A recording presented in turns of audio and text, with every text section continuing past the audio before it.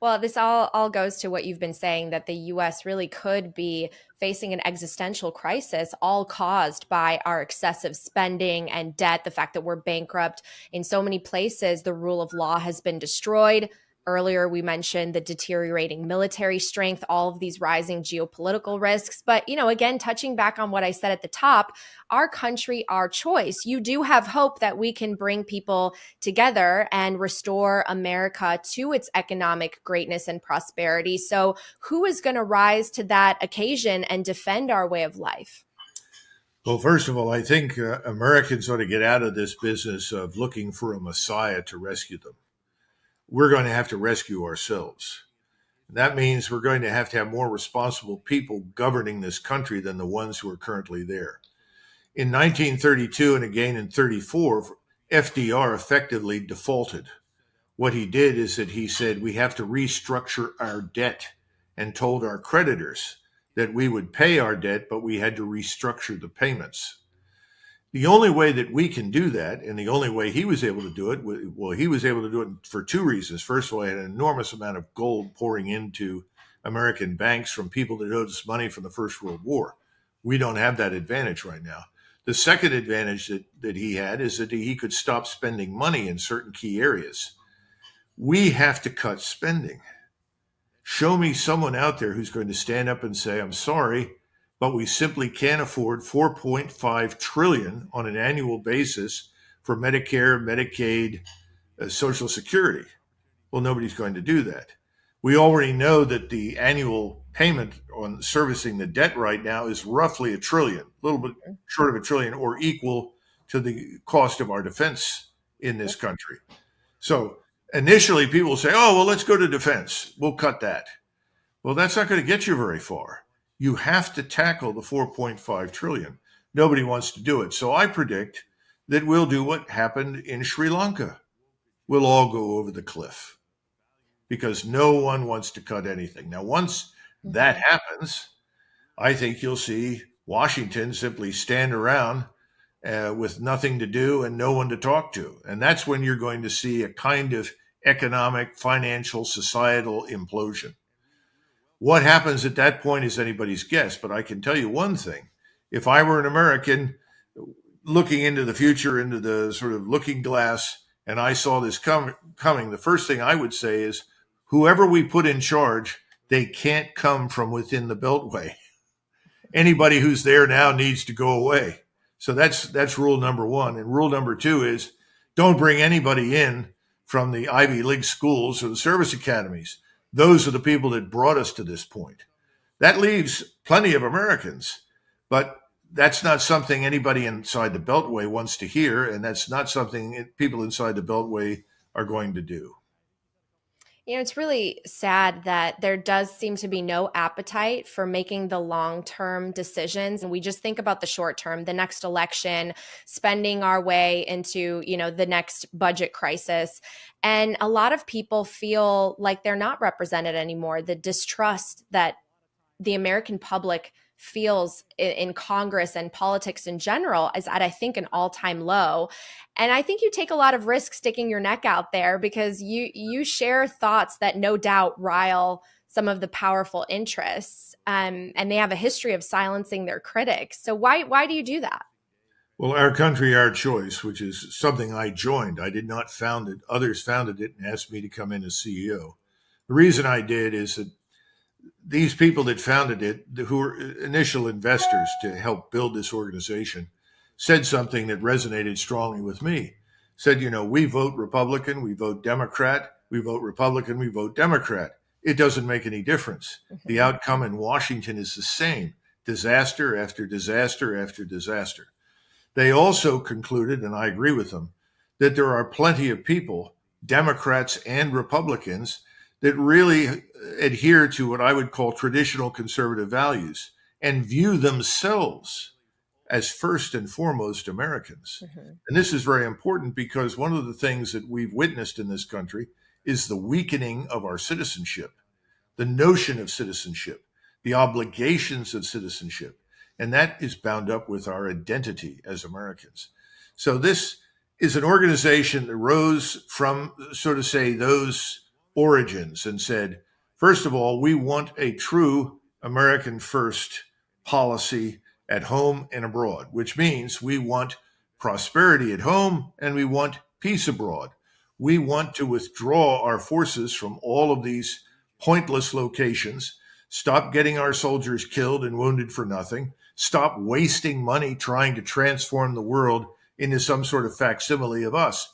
Instead, let's look at the rest of the world from the standpoint of mutual respect. If we want people to respect us, we have to respect people who are different from us, who govern themselves differently from us, who have a different culture from us.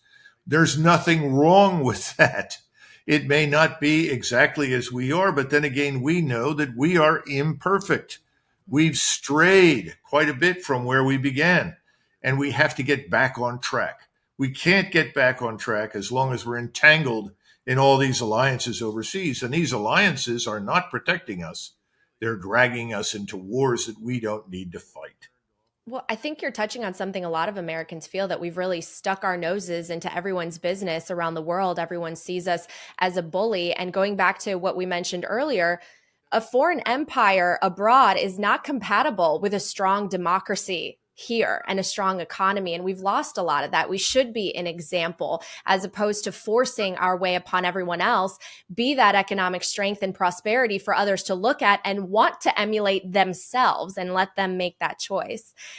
So as we start to wrap up, Colonel, it's just such a pleasure to have you on, because you really are a voice of reason in this very confusing and tumultuous time. Is there anything that you haven't been asked in all of these interviews that you do that you really think should be discussed? I think it might be useful at this point for everyone to understand something. I, like most Americans, would like to see Israel survive. We believe Israel has a right to exist, and it should exist. We're worried that what the Israelis are doing right now is putting themselves at risk unnecessarily. That by these extreme measures in Gaza are essentially forcing cohesion on multiplying enemies beyond their borders. And that's very dangerous because, as you pointed out at the beginning, we are weaker today than we were 30 years ago. We have serious problems here at home, but our armed forces are a shadow of their former selves. And we are not organized or equipped or trained, frankly, to fight differently. What we've seen in Ukraine is a paradigm shift in warfare. We haven't come to terms with that, and we're not going to come to terms with it quickly. So the right answer is we need to withdraw, to retire backwards. In other words, retrench, because we are not prepared right now for a major war in either Europe or the Middle East. We ought to be finding a road to peace as quickly and as expeditiously as possible, because we're really not prepared to fight. You can't make commitments to do a whole variety of things when the means to meet those commitments don't exist. Right now, those means are no longer available. We have serious problems here at home. That doesn't mean abandoning Israel or anybody else, but it means impressing on them the criticality of finding a third way forward. Get out of this either or. Either we win or they win, and there's nothing in between. If we can do that, then I think there's hope. But I'm not sure we can. I wish I could sit here and say these two irreconcilable sides can find a way forward. I don't know. Right. Well, in military, especially in war, when the stakes are highest, you have to put aside emotions. And it seems like that's the one thing that we can't do. And social media provides us with the perfect place to vent them and for misinformation to spread. Certainly down the line with more and more AIs, it's like you can doubt everything that you see, and you don't know what the truth is. But on the emotional side, what is your advice for people to take that away and just make a sound decision? Because this is where I think people are getting really mixed up. Well, we use the word democracy, but in reality, we are a republic.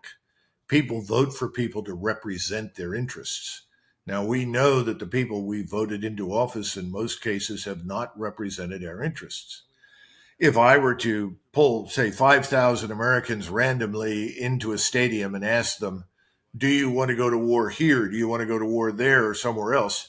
I think they would overwhelmingly say no. We can look at the polling data over the 20th century. in virtually every case, Americans were opposed to overseas entanglements and war. So that's not really the issue. The issue is, how do we get control of our government? How do we get people in Washington who represent our interests? And one of the things that you have to do if you're going to represent other people's interests is set aside your own emotion, control it.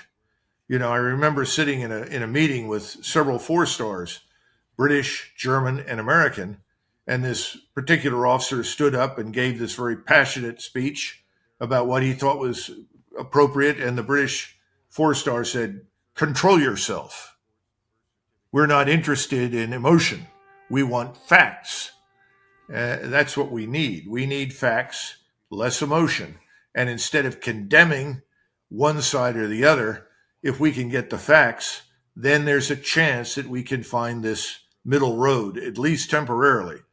Once you get people to stop killing each other, at least for a while, things can improve. It's not a perfect outcome, but until you stop killing each other, it's hopeless. That is so well said. Facts over feelings. Colonel Douglas Macgregor, always a pleasure. Thank you so much for joining us. Sure. Thank you, Natalie.